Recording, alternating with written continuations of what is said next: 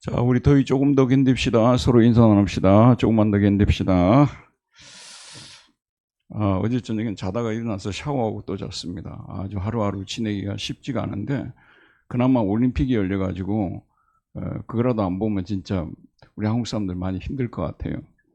이번에도 태권도 경기를 봤는데 57kg 이하에서 남자, 여자 둘 다 이렇게 메달을 따는 것을 보셨잖아요. 근데 또 중량급에서는 4강에서 결국은 지고 또 동메달 결정전에서 지는 이런 일을 보면서요, 제가 좀 생각을 했어요. 사실 이 올림픽에 출전하는 선수들은요, 그게 마지막 승부라고 저는 보거든요. 가끔 가다가 계속 참여하는 사람들도 있습니다만은 아주 일부고요. 예전에 양궁에서 안산이라는 여자 선수가 있었어요. 도쿄올림픽에서 3관왕을 했어요. 근데 여러분, 이번에 예선에 탈락해서 못 나온 거예요. 그러니까 이분들은 마지막 승부, 거기서 마지막 승부를 사실은 하고 있는 겁니다.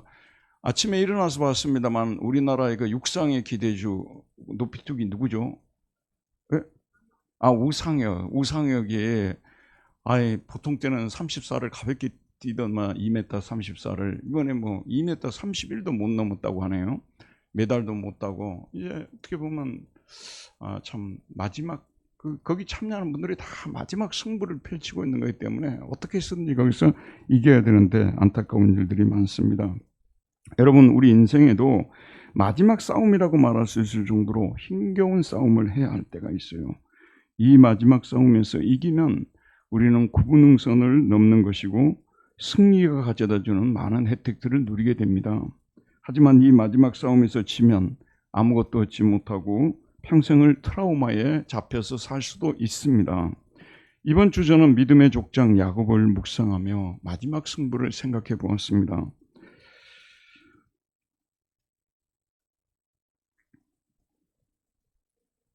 여러분, 야곱은 이삭의 쌍둥이 아들인데 에사의 동생으로 태어났습니다.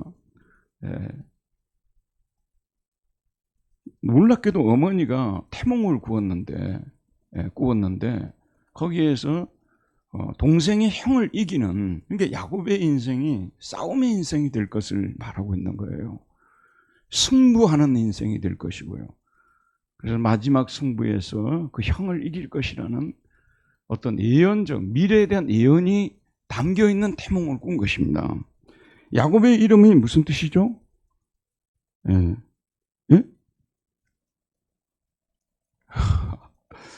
자, 여러분들이 이게 모를 때 난 너무 기분이 좋아요.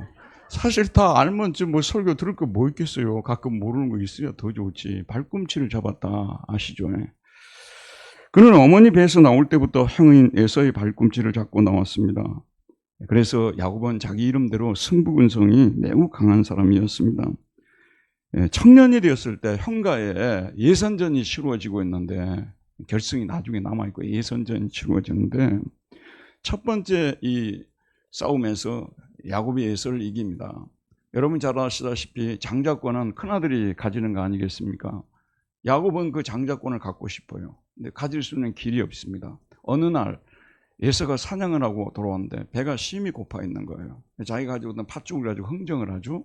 장자권을 내게 팔면 팥죽을 넘겨주겠다. 그래서 그 팥죽 한 그릇으로 장자권을 빼앗아 오는. 그런데 참 이 구절은요, 신약에서 분명하게 이야기하고 있는데요, 야곱의 잘못을 지적하기보다는 에서의 망령된 행위에 대해서 지적하고 있어요. 이게 신약에 분명히 나오는 말씀이니까요. 에서와 같이 망령된 자가 되지 말고. 여러분 혹시라도요, 살아가시면서 신앙생활할 때 좋을 때도 있고 고달플 때도 있고 그러잖아요. 신앙생활이 좀 고달프고 그러다고 해가지고 이게 안 되는 거예요. 우리는 모두가 다 하나님을 믿는 사람들이지만 아직 완전한 성화를 이루지 못하는 사람들이기 때문에 실수하고 넘어질 수 있어요. 하지만 우리는 그래도 아무리 넘어지고 아무리 힘들어도 그리스도인이라는 이 신분의 장자권을 팔면 안 된다는 말씀이에요. 왜 그러냐면요, 시대가 이렇게 좋아지고 점점 하나님에 대한 절실함이 없어지는 시대에는 우리가 지금까지 믿어왔던 신앙도요, 그냥 우리가 던져버릴 수 있는 이런 위험들이 있기 때문에 경고를 드리는 바입니다. 끝까지 붙들어야 돼요. 에서가 망령된 자라고 말하고 있는 거예요. 어쨌든 야곱은 방법적으로 잘못된 방법을 사용했고, 또 나중에는 자기 어머니와 공모해서 아버지가 돌아가시기 전에 아버지의 축복을 받아내는 이런 또 술수를 쓰는 것을 우리가 성경을 통해서 볼 수가 있습니다. 어쨌든 이 경기에서 태권도로 말하자면 16강을 가볍게 통과한 것이죠. 그러나 이 사건이 탄로가 나서 에사의 미움을 사게 되었습니다. 에사는 그를 죽일 생각을 했습니다. 이 상황을 감지한 야곱은 어머니의 지시대로 아버지의 집을 속히 떠나 외삼촌이 살고 있는 아람 땅으로 도망을 갑니다. 그리로 가는 도중에 있던 어느 들판에서 피곤해 잠이 떨어졌습니다. 그리고 꿈에 하나님을 보았고 그로부터 그에게 주시는 말씀을 듣습니다. 나는 여호와니 너희 조부 아브라함의 하나님이요 이삭의 하나님이라. 네가 누워있는 땅을 내가 너와 네 자손에게 주리니 네 자손이 땅에 티끌같이 되어 내가 서쪽과 동쪽과 북쪽과 남쪽으로 퍼져나갈지며 땅의 모든 족속이 너와 네 자손으로 말미암아 복을 받으리라. 내가 너와 함께 있어 네가 어디로 가든지 너를 지키며 너를 이끌어 이 땅으로 돌아오게 할지라. 내가 네게 허락한 것을 다 이루기까지 너를 떠나지 아니하리라 하신지라. 파리 올림픽에 참여하긴 한 선수가 있어요. 시합을 앞두고 너무 힘든 상황에 잠이 떨어지는데 네가 지금 파리로 떠나는데 내가 너와 동행하고 너를 도와주어서 네가 반드시 메달을 목에 걸고 이곳으로 돌아오게 해주겠다. 딱 이런 말씀이에요. 야곱은 고무되었습니다. 그래서 일어나자마자 그곳에 작은 돌로 예배당을 만들고 예배를 드리고 하나님께 소원까지 합니다. 야곱이 잠이 깨어 이르되 여호와께서 과연 여기 계시거늘 내가 알지 못하였도다. 이에 두려워 이르되 두렵도다. 이곳이요 이것은 다름 아닌 하나님의 집이요 이는 하늘의 문이로다 하고 야곱이 소원하 이르되 하나님이 나와 함께 계셔서 내가 가는 이 길에서 나를 지키시고 먹을 떡과 입을 옷을 주시어 내가 평안히 아버지 집으로 돌아가게 하시오면 여호와께서 나의 하나님이 되실 것이요 내가 기둥으로 세운 이 돌이 하나님의 집이 될 것이요 하나님께서 내게 주신 모든 것에서 10분의 1을 내가 반드시 하나님께 드리겠습니다. 지금식으로 말씀드리면 하나님께서 파리올림픽에서 메달을 따게 하시면 여호와 하나님은 나의 하나님이 되실 것입니다. 그리고 제가 나타났던 이곳에 하나님께서 나타나셨던 제게 나타났던 이곳에 제가 기념 예배당을 세우고 수입 중에서 10의 1조를 아버지 하나님께 드리겠습니다. 딱 이런 얘기죠, 여러분. 야곱은 이렇게 소원을 한 후에 외삼촌이 살고 있는 아람 땅으로 떠납니다. 그리고 하나님의 은혜로 삼촌집을 찾게 되고 삼촌집의 일꾼이 되어서 그곳에서 20년을 지내게 됩니다. 태권도의 8강 경기처럼 이곳에서 삼촌 나방과의 대결이 결코 쉽지 않았습니다. 여러분, 하나님께서 야곱을 연단시키는 걸 보면요 정말 눈물이 날 지경입니다. 의지할 데가 없어서 그 어머니 동생입니까? 어머니 동생 외삼촌을 찾아갔는데 아주 이 사람이 교활한 사람 아니었습니까?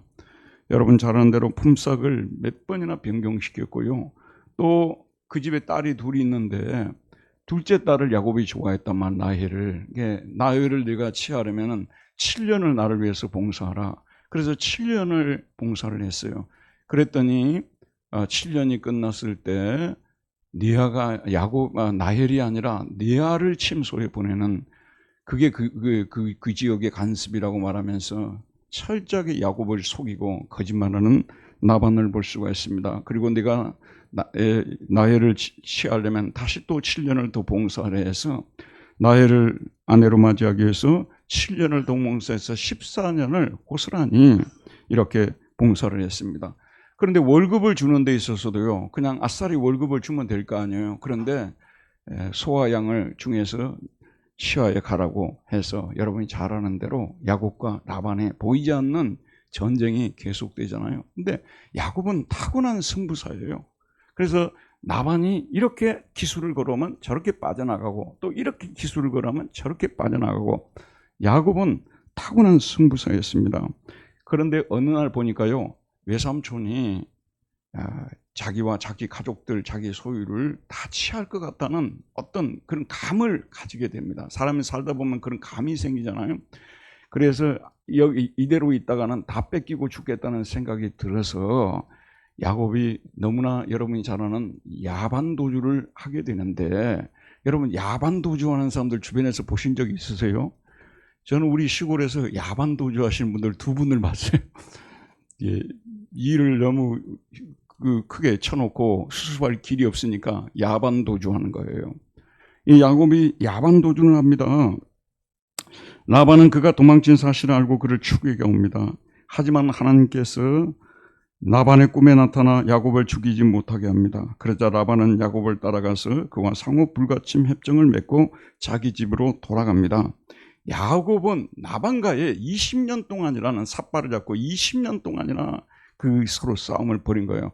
근데 그 싸움에서 결국은 승리하고 이제 돌아오게 되는 거죠. 우리식으로 말하자면 준결승을 통과하고 이제 결승으로 가게 된 것입니다. 자, 여러분, 야곱이 한번 생각해 보세요. 거기 돈도 많고 재산도 많아졌잖아요. 큰 거부가 된 거 아니에요? 거부가 됐어요, 야곱이요. 양 한 마리 값이, 암염소 한 마리 값이, 소 값이 얼마나 나갔겠어요, 여러분? 그 어마어마한 재산을 그는 가지게 되었는데, 우리가 생각할 때 그냥 아람 땅에 거기 거주하면 되는 거지. 예를 들어서 미국에 가서 돈을 많이 벌었으면 그 LA 가서 거기서 좋은 집 살고 사가지고 거기 살면 되는 거지. 굳이 한국으로 돌아올 필요가 있습니까, 여러분? 그런데 야곱은 가나안 땅으로 돌아오거든요. 왜 이곳으로 돌아온지 여러분 아시죠? 여기가 하나님께서 자기와 후손들에게 주시겠다고 약속한 땅이거든요. 그래서 약속의 땅이기 때문에 이 땅에 하나님이 거주하면 그 땅을 주겠다고 약속했어요, 아브라함에게요. 그래서 그 약속을 지키기 위해서 돌아오는 거예요. 그래서 돌아오는데 참 이게 예선전에서 만났던 강적이 버티고 있는 거예요. 이분이 패자부활전을 통해서 결승에 올라와 있는 거예요. 누구예요? 누굽니까? 에서죠. 에서가 그를 기다리고 있는 겁니다. 한번 여러분 입장 바꿔서 한번 생각해 보세요. 파리 올림픽에 출전을 했는데 준결승 경기를 이겼어요. 결승에 상대가 누군지 봤더니 항상 자기가 치던 천적이 거기에 버티고 있다고 말이에요. 상당히 힘들 것입니다. 잠을 이루지 못할 정도로 힘들 것입니다. 여러분, 이기면은 얼마나 좋겠어요. 그러나 만약에 에서가 자기를 해치면 어떻게 되겠습니까? 가진 거 다 뺏기고 빈털터리되고 자기 생명까지도 위험할 수 있지 않습니까? 그래서 야곱답게라는 것은 뭐냐면 꾀가 많은 야곱 아닙니까? 전략과 전술이 뛰어난 사람이에요. 여러분, 야곱은요. 그래서 자기가 어떻게 하면 살 수 있느냐? 여러분 잘 아는 대로 때를 나누기도 하고 먼저 보내기도 하고 작전을 펼쳐가지고 에서가 여기를 치면 또 여기를 남겨두고 앞에 보내고 뒤에 보내고 여러 가지 작전을 펼치는 것을 우리 성경을 통해 잘 알고 있습니다. 그런데 그렇게 해도 야곱의 마음은 너무 답답한 거예요. 그래서 6절에서 8절을 보게 되면 사자들이 야곱에게 돌아와 이르되 우리가 주인의 형 에서에게 이른즉 그가 400명을 거느리고 주인을 만나려고 오도이다. 400명을 거느리고 주인을 만나려고 오도이다. 여러분 이제 이 본문을 나중에 읽어보게 되면 사실은 에서는 야곱을 맞이하기 위해서 오는 거잖아요. 이미 야곱을 용서해버렸어요, 그 사이에요. 그래서 형제간에 고대하던 만남을 가지러 오는 건데 원래 죄진 사람이 항상 두려워하는 거 아니에요? 죄를 지으면은 자기가 그냥 두려운 거예요. 우리 예수 믿는 사람들 죄 짓지 말자고 맨날 교회에서 설교 듣고 설교 듣잖아요, 여러분. 맞죠? 왜 그러냐면 죄를 안 져야 세상을 떳떳하게 살아갈 수가 있어요. 죄를 지면 상대의 눈을 제대로 못 쳐다보게 되어 있잖아요. 그러니까 지금 에서는 자기를 죽이려고 오는 건 아니지만 이 400명이 자기를 죽이러 오는 군대로 보이는 겁니다. 너무 야곱이 뭐라고 하냐면 심히 두렵고 답답했다고 말하고 있습니다. 심히 두렵고 답답하여 자기와 함께한 동행자와 양가소와 낙타를 두 떼로 나누고 이르되 에서가 와서 한 떼를 치면 남은 한 떼는 피하리라. 이런 거는요, 보세요, 여러분. 저도 이렇게 살아가다 보면 선천적으로 이거는 그 사람의 어떤 성향인데 어떤 사람들은 이렇게까지 꼼꼼하지 않아요. 그런데 야곱은 정말 우리가 보통 철학에서 경험론자라고 하죠. 아주 경험론자예요. 자기가 경험해 보지 않은 것은 안 믿으려고 하는 거예요. 경험해 본 것만 믿으려고 하는 것을 경험론자라고 하잖아요. 그런 사람이에요. 선천적으로 성향이 그렇습니다. 그래서 자기 나름대로 방법을 또 쓰고 그래서 자기가 죽더라도 자기 소유의 일부는 살리고 또 아들이 12이니까 그 중에 또 살아남게 하고 이런 식으로 나름대로 꾀를 이렇게 부리는 모습을 볼 수가 있습니다. 그래도 이게 너무 답답한 거예요. 그러니까 자기가, 여러분도 중요한 일을 앞두고 있는데 너무너무 답답할 때 찾아가는 분들 계시지 않습니까? 정말 물론 하나님께 찾아가면 제일 좋겠습니다만은 우리가 인간이기 때문에 하나님을 찾지 못하고 자기에게 직접적으로 도움을 줄 수 있다는 사람이 생각되면 그 사람을 찾아가거든요. 삼국지를 읽어보게 되면 몇 년 됐습니다. 삼국지 읽은 지가. 근데 어제 제가 그 부분만 다시 봤어요. 그랬더니 여러분 잘 아는 유비가 그 예전에 한나라의 그 왕족 출신이잖아요. 피가 흐르고 있었잖아요. 그게 또 아주 강점이 되는 것이고, 또 워낙 이 사람이 온유하고 인자하니까 많은 사람들이 유비를 따르게 되면서 유비가 나름대로 이제는 힘을 좀 길러가지고 간우와 장비와 또 누굽니까? 조자룡 이런 무인들이 막 오니까 전쟁을 하기 시작을 했어요. 그런데 처음에는 이기다가 나중에 크게 참패를 합니다. 참패를 하고 걸어만 4살자라 해가지고 어디로 피했는데 그 마을에 가서 어떤 노인을 만났어요. 근데 그 노인이 뭐라고 하냐면요, 내가 보니까 당신은 이 지금 싸움 잘하는 몇 명 믿고 천하를 통일하려고 하는 참 어리석은 사람같이 보인다고. 천하를 통일하려면은 이런 힘 있는 무인들뿐만 아니라 이 천하를 보면서 자기 몸은 움직이지 않아도 천하의 정세를 살필 수 있는 그런 책사를 당신이 구해야 된다라고 얘기를 하면서, 그 책사가 바로 이 마을에 살고 있는데 그의 이름은 제갈공명이니까 내가 그에게 찾아가서 도움을 구하라. 그러면 내가 천하를 통일할 수 있을 것이다. 이렇게 그 노인이 카운슬을 해주는 거거든요. 그래서 여러분 잘 아는 대로 3번이나 찾아가서 2번 찾아가도 꿈쩍도 안 왔죠. 3번 찾아가서 결국은 유비를 도와주기로 하고 함께. 근데 참 재밌는 게 뭐냐 그러면요, 여러분도 이미 다 알고 있는 사실입니다만은 거기서 제갈공명이 첫마디에 뭐라고 하냐면 천하를 통일하는 것은 불가능합니다. 당신 한쪽 강동, 강북, 강서 중에서 한쪽만 당신 다스리려고 생각하라고. 야, 대단하더라고요. 근데 나중에 역사를 보게 되면 결과적으로 유비는 한쪽만 다스리는 사람이 되는 거예요. 어쨌든 여러분, 우리가 너무너무 힘든 일을 당하게 될 때 이런 책사들을 멘토들이라고 하죠. 요즘은요. 찾아가게 되어 있는 거예요. 도움을 요청하기 위해서.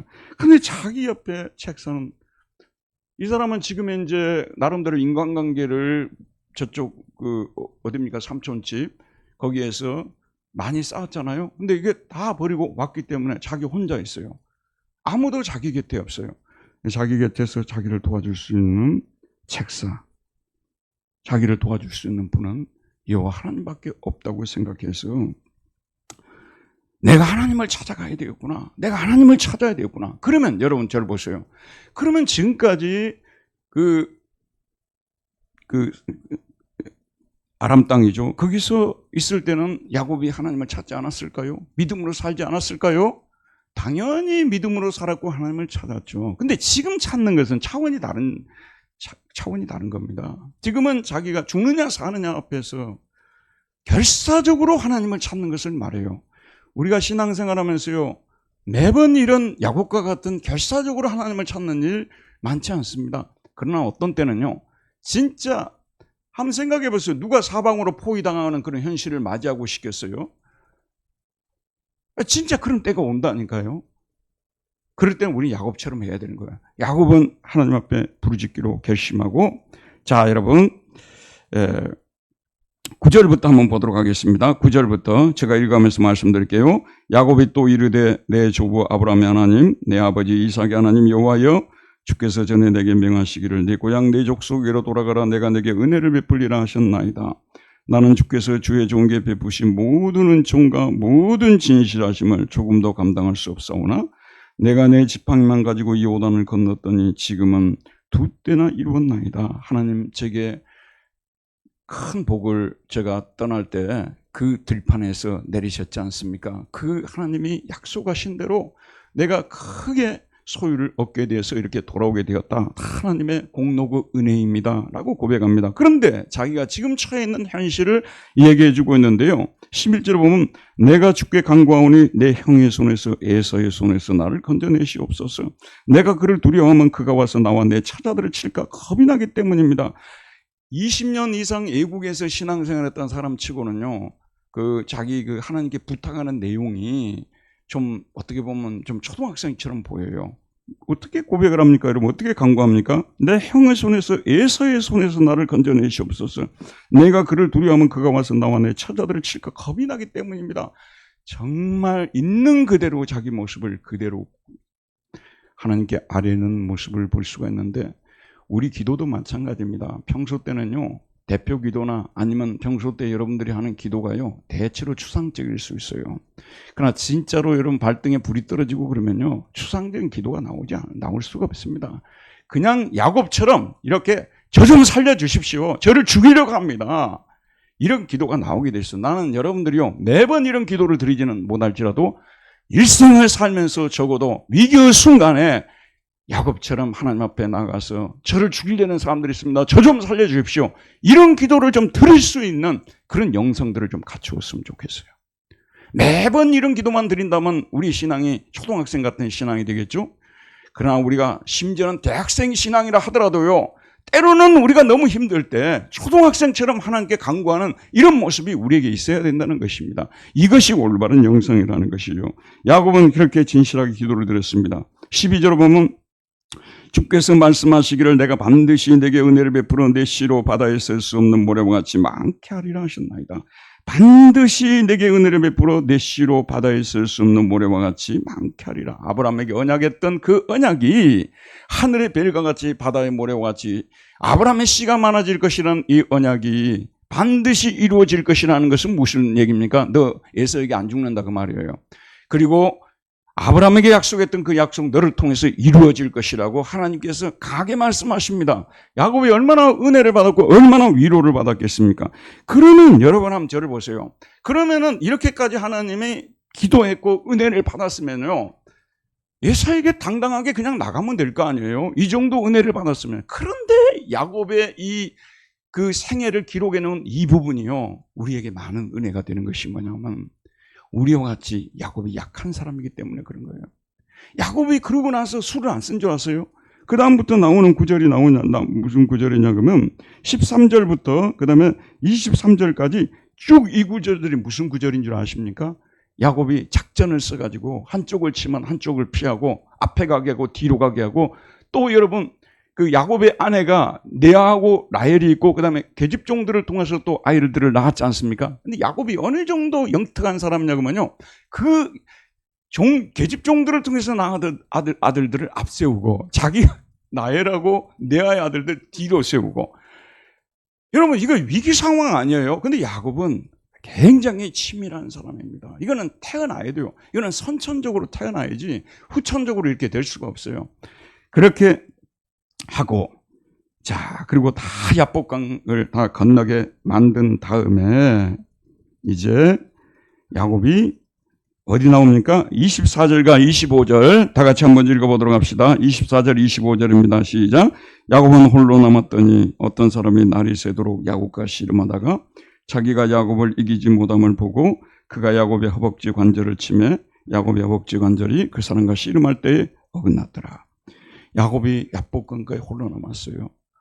우리가 그 전후 문맥을 살펴보게 되면 야곱은 이미 기도를 해서 하나님의 음성을 들었지 않습니까? 안 죽을 것이고 언약은 반드시 이루어진다 했으니까 이런 장깨도 쓰지 말고 그냥 직진하는 거예요.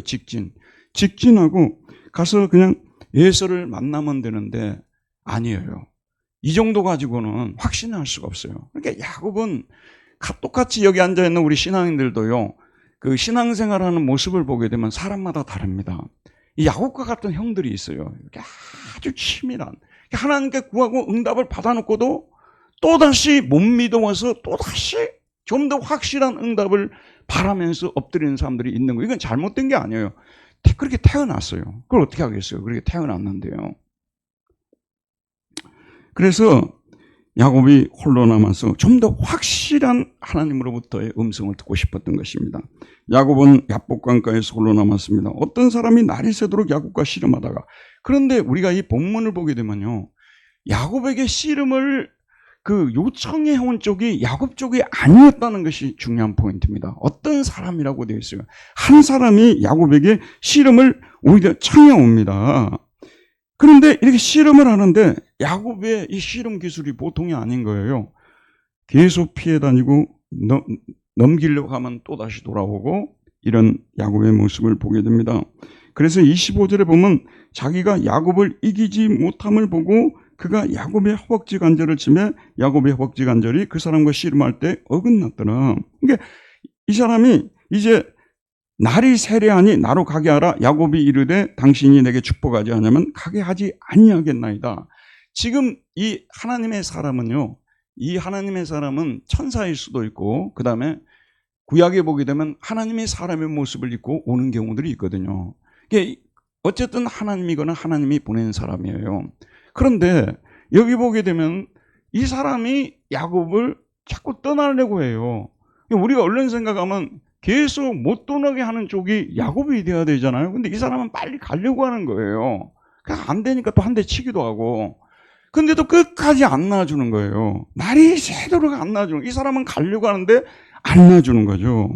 뭔가 확실한 것이 있어야 내가 내보내주겠다고 가게 하겠다는 거죠. 그게 뭐예요? 당신이 나를 축복하지 않으면 내게 축복하지 않으면 가게 하지 아니하겠나이다. 저희를 축복하고 가시려면 저를 축복하고 가십시오. 이렇게 매달리는 야곱의 모습을 볼 수가 있습니다. 그래 그 사람이 그에게 이르되 내 이름이 무엇이냐? 그가 이르되 야곱입니다. 그랬죠? 그러니까 28절에 보면 그가 이르되 내 이름을 다시는 야곱이라 부를 것이 아니요 이스라엘이라 부를 것이니 이는 내가 하나님과 및 사람들과 게루어 이겼음이니라. 자, 그런데 여러분 이 이스라엘이라는 뜻이 그 밑에 보면 하나님과 게루어 이김이라는 뜻으로 되어 있는데요. 이거는 사실이 아닙니다. 이스라엘이라는 뜻은 무엇이냐면 하나님이여 통치하소서. 하나님의 통치를 받는 사람이란 뜻입니다. 하나님의 통치를 받는 백성. 이 사람들이 이스라엘이에요. 근데 지금까지 자, 여러분 보세요. 이 야곱은 하나님을 붙들고 자기의 뜻을 관철했던 사람, 즉 하나님을 다스리려고 했던 사람이었다는 것입니다. 우리가요 살다 보면 언제 내 모습이 제대로 나오냐고만요 위기의 순간에 나오는 겁니다. 보통 때는 내 모습이 나 자신도 몰라요. 그런데 위기의 순간을 당하면 내가 누군지를 알게 되는 거예요. 하나님의 사자는 지금 이제 야곱의 본래의 모습을 알고 있는 거예요. 겉으로는 교회 나가서 예배드리고 하나님을 잘 믿는 것 같지 않지만 야곱은 자기 뜻을 이루기 위해서 하나님을 다스리려고 하는 이런 사람이었다는 것을 아는 겁니다. 그래서 먼저 너가 복을 받기 전에 내 이름부터 바꿔야 되겠다. 내 이름을 이스라엘이라 하나님의 통치를 받는 사람으로 이름을 바꾸라고 말씀하고 있는 것을 볼 수가 있습니다. 하나님의 통치를 받는 사람. 그래서 이는 내가 하나님과 및 사람들과 게루어 이겼음이라고 되어 있는데요. 이걸 이제 여러분 보세요. 이게 여기 보면 그 키라는 접속사가 나오고 있어요. 이걸 이제 왜냐하면이라고 번역을 했거든요. 그래서 우리말 보면 뭐라고 되어 있냐면 그가 이르되 내 이름을 다시는 야곱이라 부를 것이 아니요 이스라엘이라 부를 것이니 이는 키 내가 하나님과 및 사람들과 게루어 이겼기 때문이다. 이렇게 되어 있어요. 그러니까 여기서 우리가 어떤 그 성경 해석을 어떻게 하냐면 야곱이 전형내 붙들고 천사와 싸워 이겼기 때문에 거기에 대해서 하나님께서 복을 주시는 거구나. 졌으면 복을 못 받을 건데 이겼기 때문에 복을 받았구나. 이렇게 우리가 해석할 수 있는데요. 영어 공부하신 분들은 다 아시겠습니다만 이 키는 이것이 왜냐하면 원인절로 번역할 수도 있습니다만 결과절로 so that로 번역할 수도 있습니다. 그래서 제가 한번 번역해 볼게요. 내가 이제부터 내 이름을 이스라엘이라고 부를 것인데 이 이름의 뜻은 하나님의 통치를 받는 자라는 뜻이다. 네가 이 이름을 받고 이 이름대로 하나님의 통치를 받고 살아간다면 그 결과로 너는 이제부터 하나님이 나와 그리고 많은 사람들과 싸워서 이길 것이다. 이거예요. 이 본문이 굉장히 불확실하거든요. 그래서 죄송합니다만은 좀 막 이렇게 막 열심히 기도를 강조하는 이런 분들 죽자 살자 떼쓸고 기도하게 되면 하나님이 너를 복 주실 것이라 이렇게 이 본문을 가지고 설교를 하거든요. 근데 이 본문은 그런 설교가 아니에요. 그런 사람이 되지 말라는 거예요. 너 이제 이름부터 바꾸고 사람이 좀 바뀌라는 거예요. 이제부터는 하나님의 통치를 좀 받고 하나님께 묻고 하나님이 시키는 대로 좀 하는 사람 되라 그 말이에요. 너 재주와 내 끼와 내 힘으로 사는 사람이 아니라 하나님께 물어보고 하나님께 굴복할 줄 알고 하나님께 질 줄 알고 그런 사람이 되라고 말씀하고 있는 거예요. 네가 그렇게 살아간다면 네가 하나님도 이기고 사람도 이기는 사람이 될 것이다. 저는 이 구절에도 은혜를 받았어요.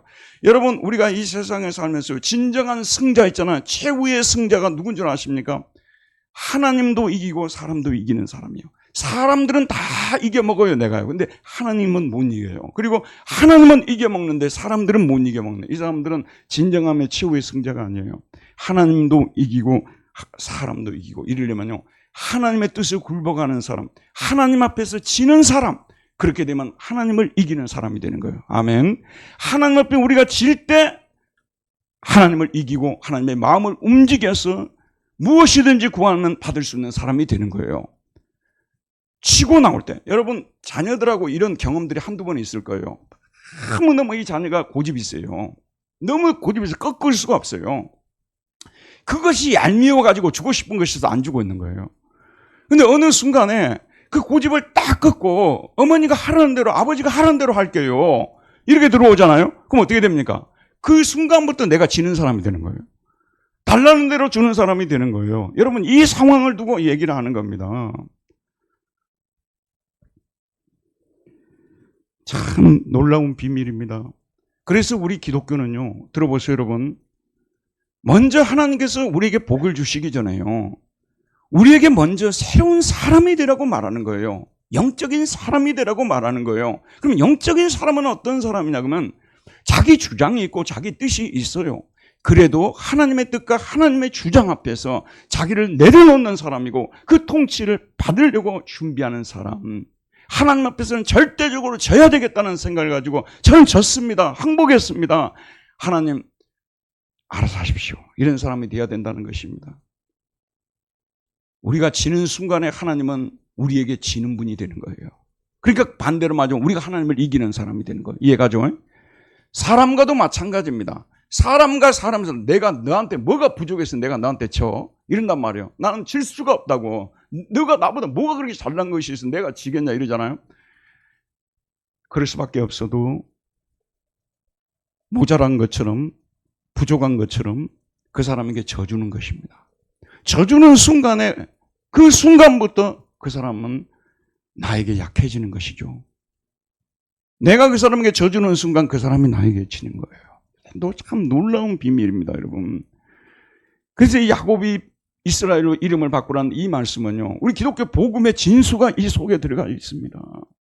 하나님 앞에서 지는 사람이 되라, 사람 앞에서 지는 사람이 되라. 그게 이스라엘이다.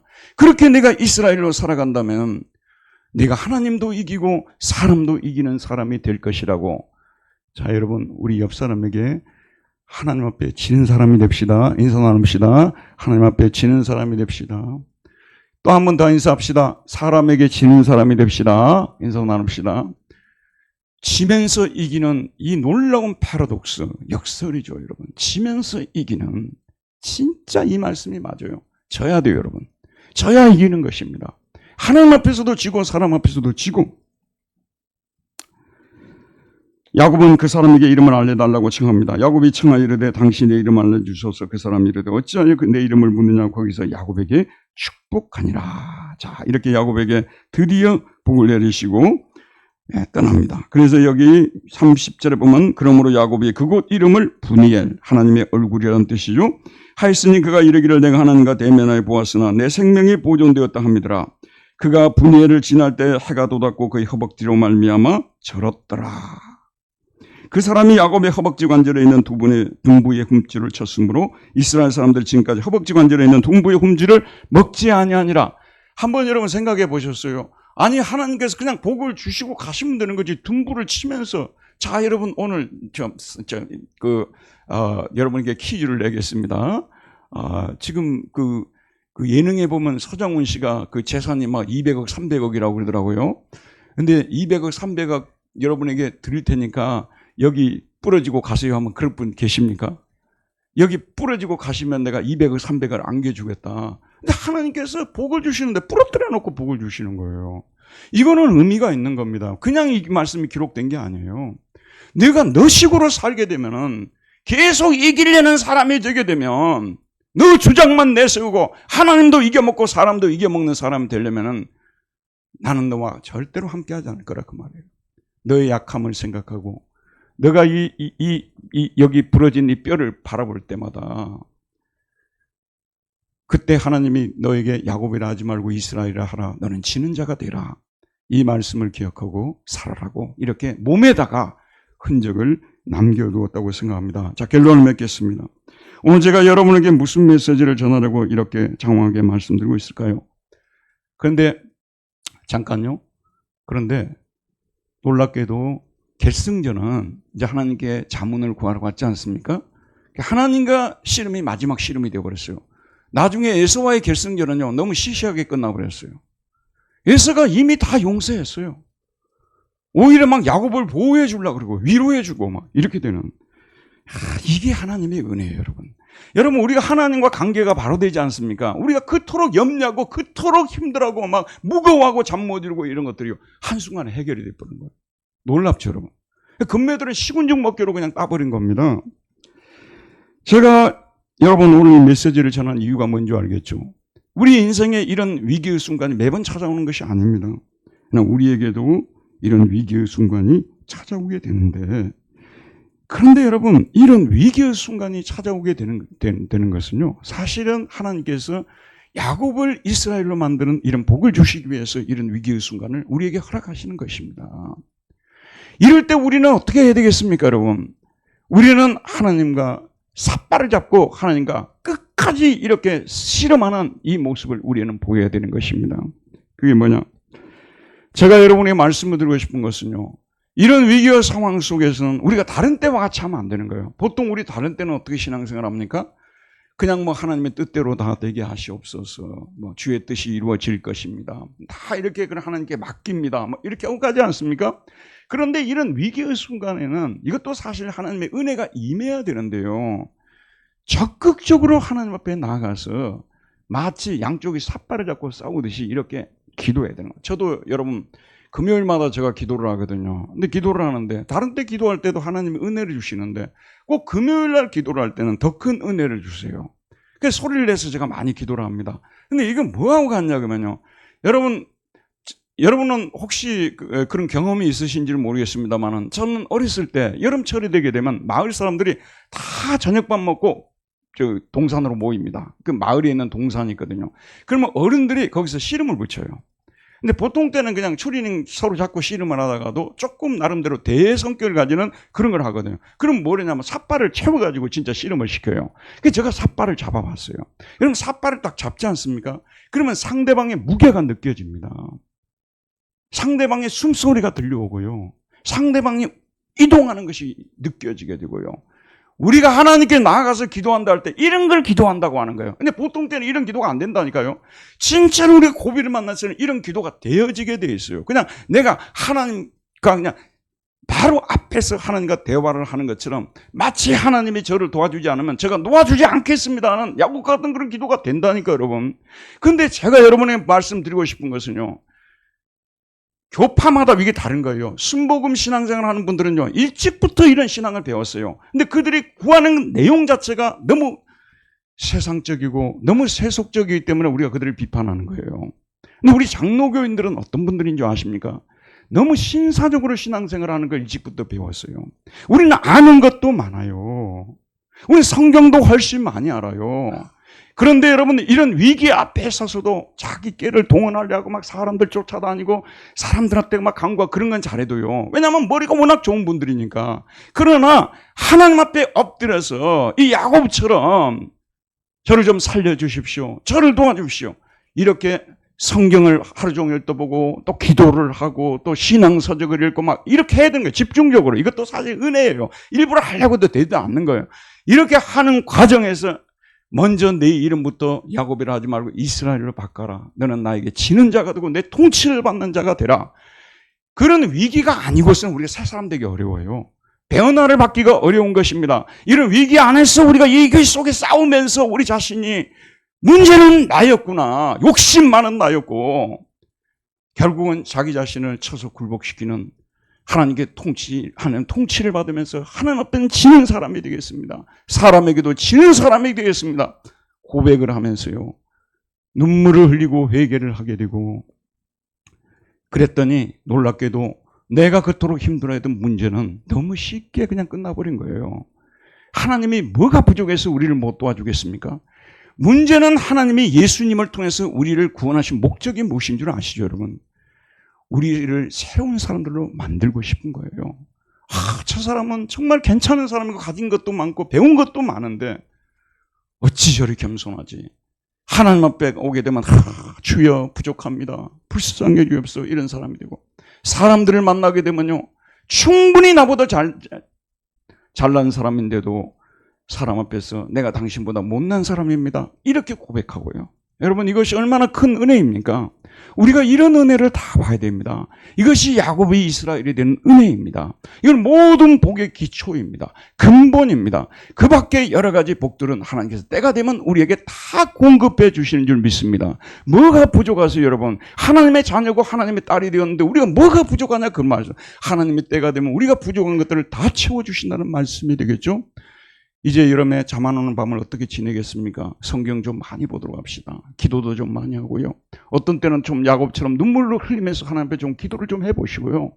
그래서 이번 여름은 그냥 여름이 아니었고 내게는 소중한 여름이었고 추억이 있는 여름이었고 야곱의 변화에 이스라엘을 맡기는 그런 여름이었다고 고백하는 저와 여러분들이 되기를 바랍니다. 은혜로우신 하나님, 오늘도 생명의 말씀을 통하여서 여호와 우리 아버지 야곱은 복을 달라고 때를 썼습니다만 하나님께서 내 이름을 바꿔주는 그것이 복이고 너는 지금부터 하나님께 지고 사람에게 지는 사람이 되라고 말씀하고 계십니다. 여호와 아버지는 그렇게 살아가게 될 때 그 자체가 복이고 하나님께서 예비한 말로 할 수 없는 많은 복들을 또한 채워주신다고 약속하신 줄 믿습니다. 우리 모두 그런 사람들이 되게 하여 주옵소서. 예수님 이름으로 기도하였습니다. 아멘.